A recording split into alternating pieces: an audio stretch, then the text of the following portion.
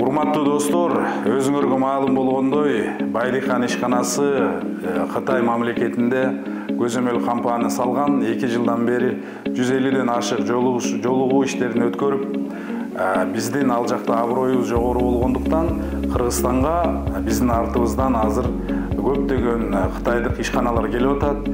Кыргызстандын ичинде бир ишкана ачсак, биз ушул инвестор болуп, акча салсак деген жакшы ниеттер болуп атат.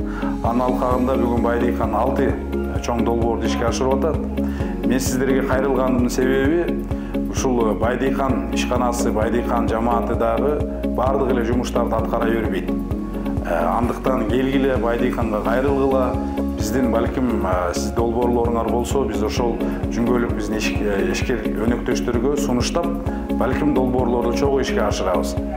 Biz ушул иштерди ишке ашырыш үчүн Байдыхан Инвест деген жаңы багыт ачканбыз.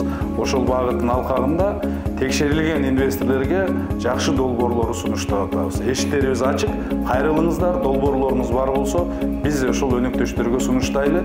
Кыргызстаныбыздын экономикасын ушул сырттан келген инвестиция менен чогуу көтөрөлү. Баарыңыздарга ийгилик каалайм.